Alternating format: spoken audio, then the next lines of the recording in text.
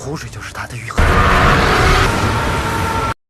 Movie की शुरुआत में दिखाते हैं कि हजारों साल पहले एक गॉडेस ने उनकी बात न मानने वालों के लिए एक भयानक सजा डिसाइड की होती है, जिसमें लोगों के कंधों पर एक कर्स मार्क प्लेस किया गया है, जिससे वो 40 साल की एज होने से पहले ही भयानक तरीके से मर जाते हैं। अब इस कर्स की सबसे दर्दनाक बात यह है कि ये जनरेशन से आगे पास होता है और बच्चों को भी उनके पेरेंट्स की तरह कर्स देता है। इसलिए जो लोग कर्स हैं वो दो चीजें, ड्रैगन ऑरब और कैलेस्टल बोन की तलाश कर रहे हैं। लेजेंड्स के अकॉर्डिंग सिर्फ इन दो आर्टिफैक्ट्स को कंबाइन करने से लोग अपने पूर्वजों से उन पर लगाए कट से बच सकते हैं, और बे उन लोगों में से ही एक है जो इस कट से पीड़ित है, और उसने कई राक्षसों से टकराने के बाद एक टॉम के अंदर कैलेस्टल बोन को सक्सेसफुली ढूंढ लिया।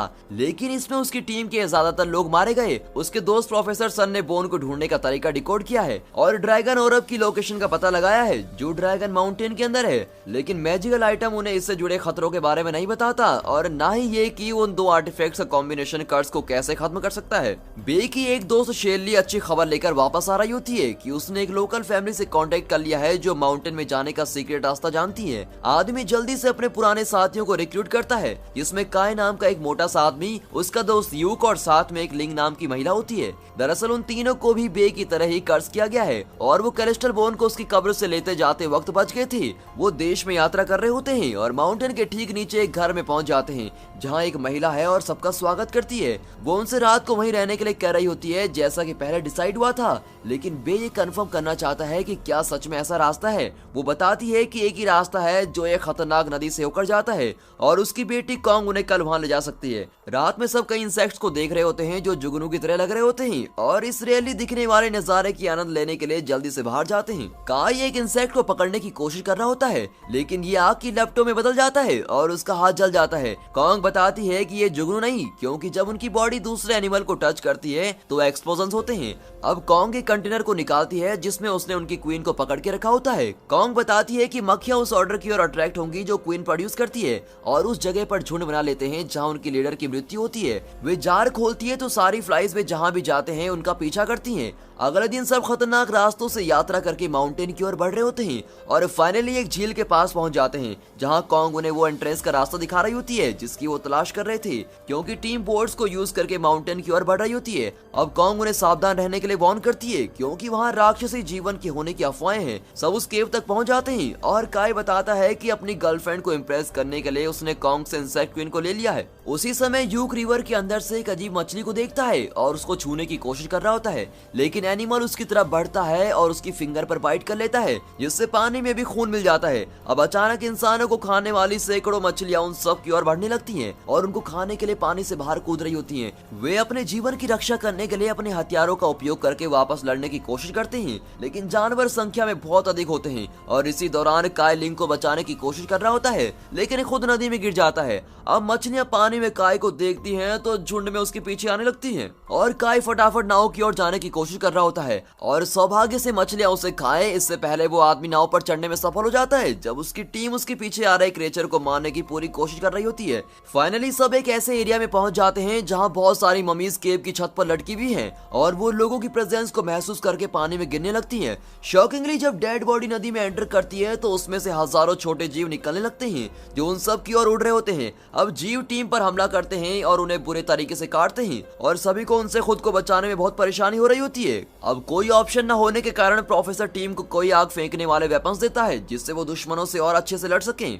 वो उड़ने वाले क्रिएचर को फिशेस को फीड करके खुद को बचाने में सफल हो जाते हैं, लेकिन उनके हथियारों का फ्यूल खत्म होने लगता है और लेकिन वो अभी तक बाहर नहीं निकल पाए हैं। अब बे हालात सुधारने के लिए एक बम उनके झुंड की ओर फेंकता है और शेरली एक फ्लेम एरो चलाती है और एक्सप्लोजन कर रही होती है जिससे वो क्रिएचर्स को पीछे खदेड़ सके, लेकिन दिखाते हैं कि शॉकवेव उनकी नावों को अलग अलग दिशाओं में धकेल देती है और सबको अलग कर देती है। अब टीम पानी में गिरती है और प्रोफेसर की नाव टुकड़ों में टूट जाती है, लेकिन सभी गुफा से बाहर बहा दिए जाते हैं और एक झरने से होकर वो नीचे नदियों में गिर जाते हैं। अब सौभाग्य से तीनों खुद को संभालकर जमीन की ओर तैरने लगते हैं जहां वो अननोन डायरेक्शन में आगे बढ़ रहे होते हैं। वहीं प्रोफेसर और उसकी टीम भी गुफा से बाहर निकल रही होती है जहां वो एक भयानक नजारा देखते हैं कि शवों को ममीफाई करके बड़े बड़े कंटेनर्स में रखा गया है। प्रोफेसर रेडियो सिस्टम को यूज करके बे से संपर्क करने की कोशिश कर रहा होता है, लेकिन कोई भी गैजेट नदी में डूबने के बाद काम नहीं करता है। अब बे को जंगल में अंदर तक जाने के बाद एक बड़ा सा फुटप्रिंट दिखता है जो हाल ही में बना होता है। अचानक वो पीछे से एक भयानक दहाड़ सुनते हैं और मुड़ते हैं तो एक विशाल छिपकली को देखते हैं जो उनकी ओर कूदती है। वो लिजार्ड नेचर से बहुत तेज और काफी स्ट्रॉन्ग दिखाई दे रही होती है। लिजार्ड शेल्ली की ओर देखती है और उसका पीछा करना शुरू कर देती है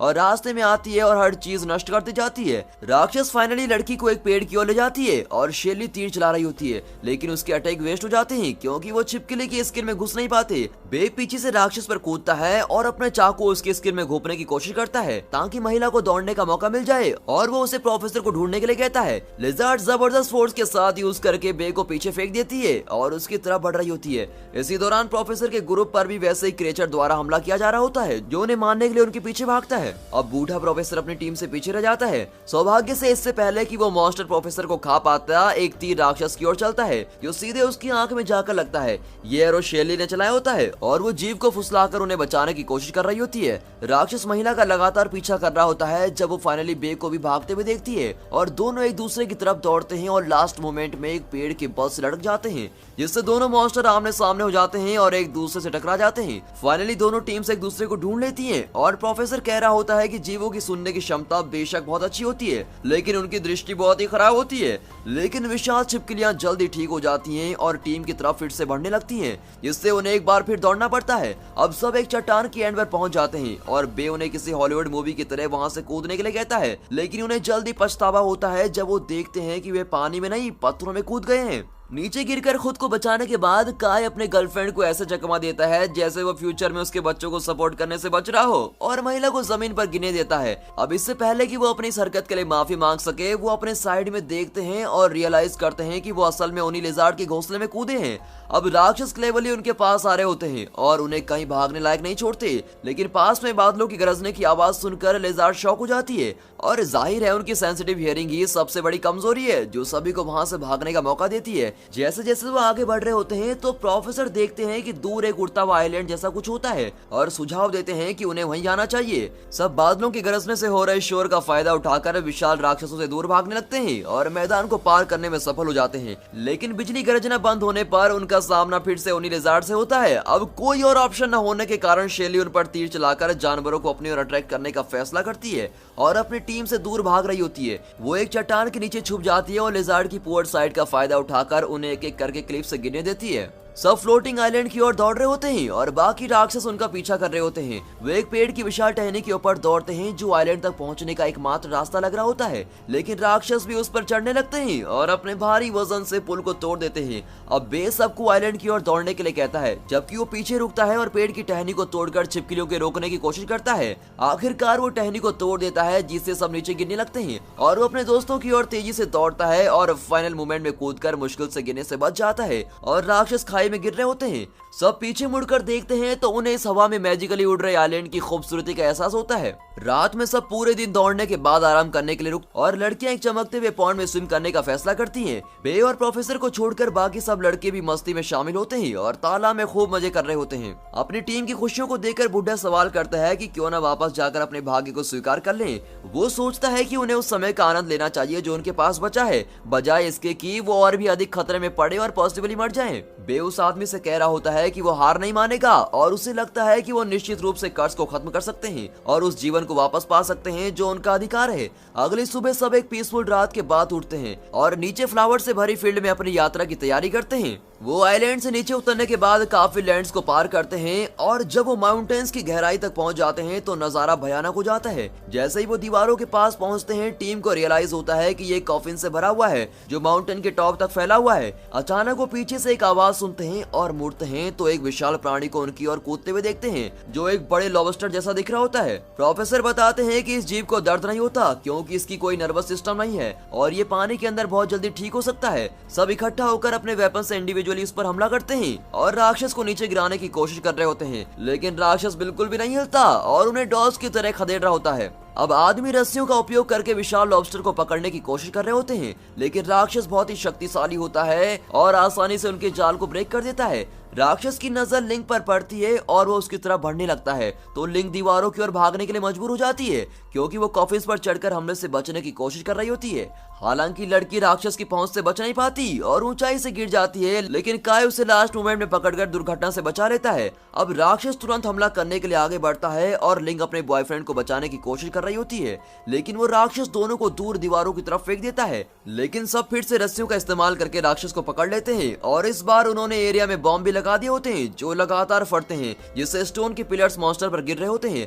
शॉकिंगली राक्षस हमले से बचने में सफल होता है और सबसे दूर होकर पानी में भागने की कोशिश कर रहा होता है, जहां वो अपने घावों को ठीक कर सकता है। बे भी झील के अंदर कूद जाता है और भागते हुए जानवर की ओर तैरता है और उसको पकड़ने में सफल भी हो जाता है। आदमी ब्लेड का उपयोग करके खुद को कट मारता है और झील के अंदर खून फैला देता है, जिससे इंसानों को खाने वाली फ्लाइज उस एरिया में आने लगती है और वो जमीन की ओर दौड़ता है। बे सही समय पर झील से भाग जाता है और छोटी मछलियां खुद ही सेकंड में विशाल मॉन्स्टर को खा लेती हैं। जब सिचुएशन थोड़ी कंट्रोल में आने लगती है तो सब लिंक को धीरे धीरे उनकी ओर बढ़ते हुए देखते हैं, लेकिन तभी वे बेहोश हो जाती है और जमीन पर गिर जाती है। वे अपनी टीममेट की ओर भागते हैं और देखते हैं कि अपने लवर को राक्षस से बचाने की कोशिश करने से लिंक घातक रूप से घायल हो गई। वो काय को दुखी न होने के लिए कहती है और उसे उससे वादा करने के लिए कह रही होती है कि कर्ज को हटाने के बाद वो दोनों के लिए जिएगा। काय को देखते हुए महिला चेहरे पर मुस्कान के साथ मर जाती है। अब काय उसे गले लगाता है और तड़पते हुए चिल्ला रहा होता है। सब उसके शरीर को एक कॉफिन के अंदर रखते हैं और नदी से केव की एंट्रेंस की ओर बहा देते हैं, लेकिन अपने साथी का दुख देखकर उनका मोरल डाउन हो जाता है।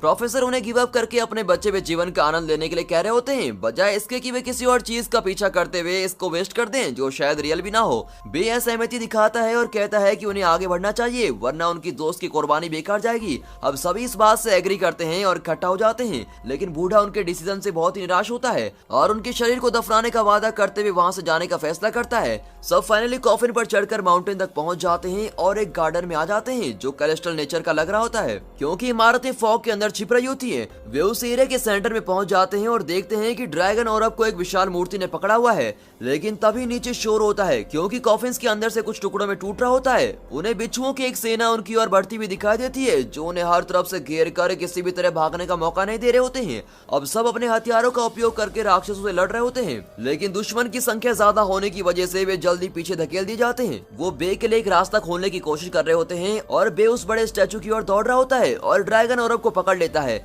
वो अपनी टीम के पास वापस दौड़ता है, लेकिन जल्दी जमीन भूकंप से हिलने लगती है, सभी घंटियां बजने लगती है और शॉकिंगली सभी बिच्छू राक्षस डर के मारे पीछे भाग जाते हैं। अब बारिश का मौसम होने लगता है और बादल सूरज को बहुत जल्दी ढक लेते हैं। माउंटेन टूटने लगते हैं और एक बहुत ही बड़ा मॉन्स्टर गिरती चट्टानों के बीच से निकलता है जो लोगों पर जोर से दहाड़ता है। वे अपनी टीम को जल्दी से दौड़ने के लिए कहता है और वो गार्डन से भागने की कोशिश कर रहे होते हैं, लेकिन राक्षस बहुत तेज है और लोगों को घेर कर तुरंत रास्ता रोक लेता है। वो अपने बड़े मुंह का उपयोग करके हमला करता है और पूरे ग्रुप को एक शॉक वेव से हिला देता है। अब विशाल सांप आसपास की इमारतों को तबाह कर देता है और टीम पर जोर जोर चिल्लाने लगता है, जिससे वो डर के मारे भाग रहे होते हैं। राक्षस उन पर फिर से हमला करता है, जिससे काय गिर जाता है और उसके हाथ से वो जार भी गिर जाता है जिसमें फ्लाइज की क्वीन होती है। गिरने से जार में एक छेद हो जाता है। जुगनू दूर से ही अपने लीडर की प्रेजेंस को फील कर लेते हैं और एक साथ माउंटेन की ओर बढ़ रहे होते हैं। वो जल्दी से खेतों को पार करते हैं और फ्लोटिंग आइलैंड से गुजरकर फाइनली गार्डन के एंट्रेंस पर पहुंच जाते हैं और विशाल सांप की ओर उड़ते हैं। बे इसे देखता है और क्वीन बग की ओर दौड़ते हुए एक योजना तैयार करता है।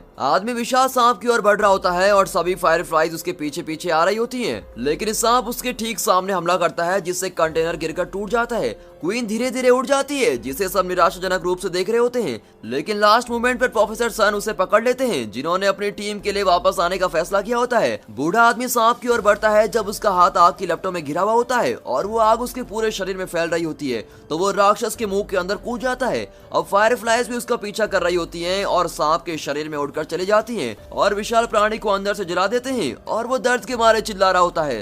राक्षस स्ट्रगल कर रहा होता है और माउंटेन्स को तोड़ रहा होता है जिससे सारा पानी नीचे की हिल्स में बह जाता है। सब डर चट्टानों से बचकर भागने की पूरी कोशिश करते हैं और नीचे पानी में कूदकर समय रहते खतरे से बच जाते हैं। वो लिंक के शरीर को लेकर अपने गांव वापस जाते हैं और अपने दोस्तों के लिए टॉम बनाते हैं ताकि उनकी आत्मा को शांति मिल सके। फिर बे दोनों मैजिकल आइटम को एक साथ जोड़ता है तो ड्रैगन औरब हवा में उड़ रहा होता है और कैलेस्ट्रल बोन चमकने लगती है, लेकिन सरप्राइज से वो आइटम उन्हें उनके कट से मुक्त नहीं करते हैं बल्कि एक नई लोकेशन तक पहुंचने के लिए क्लू देते हैं जहां निश्चित रूप से और भी अधिक खतरा उनका इंतजार कर रहा है। और दोस्तों यहाँ पर ये मूवी खत्म होती है, तो कैसी लगी आपको ये मूवी कमेंट करके जरूर बताइएगा और फाइनली थैंक्स फॉर वॉचिंग।